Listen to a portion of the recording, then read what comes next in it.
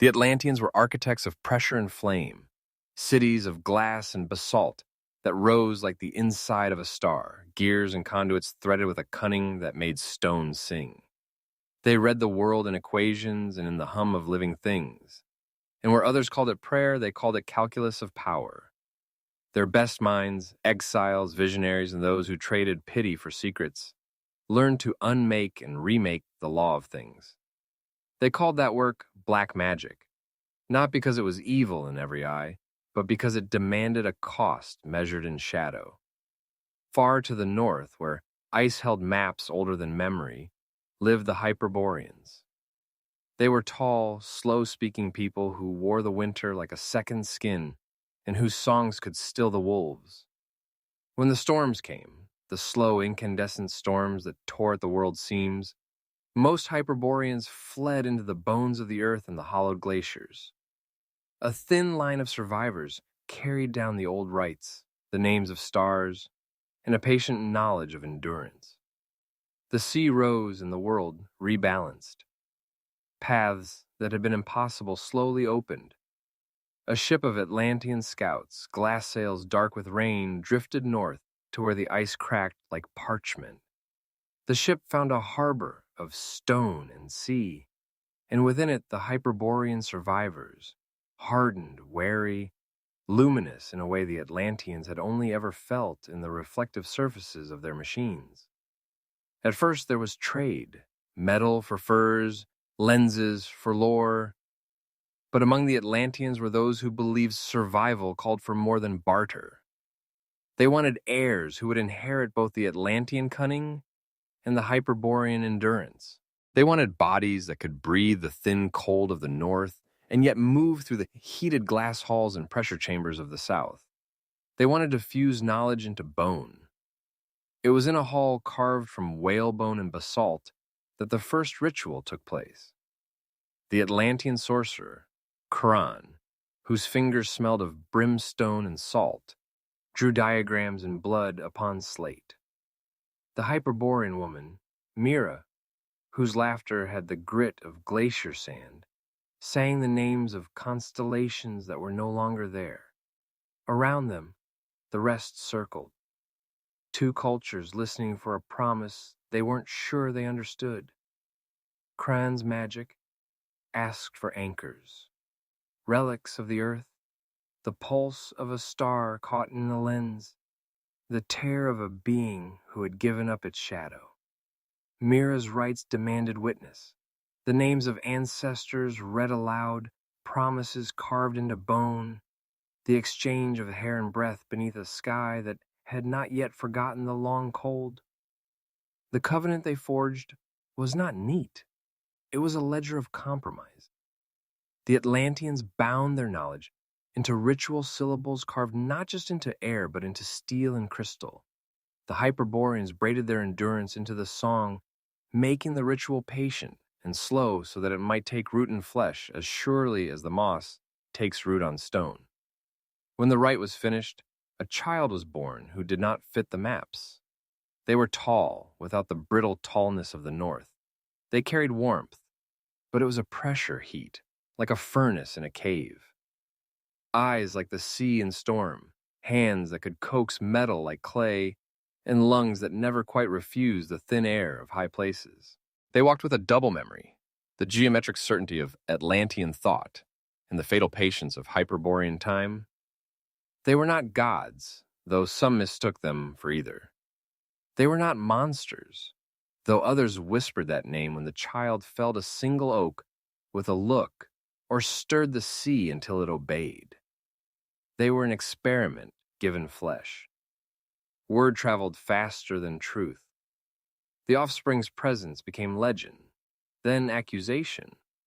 The Atlantean architects, who had courted secrets with more hunger than restraint, called them Nephillim, giants by another tongue, because the word fit the strange impression they left.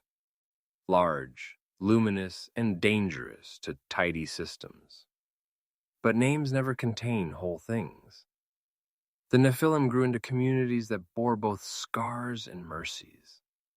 Some of them turned inward, building places where glass and glacier could stand together, greenhouses warmed by geothermal vents, libraries carved into ice, trying to steward what both parents had nearly squandered. Others split northward, carrying Atlantean contraptions wrapped in furs.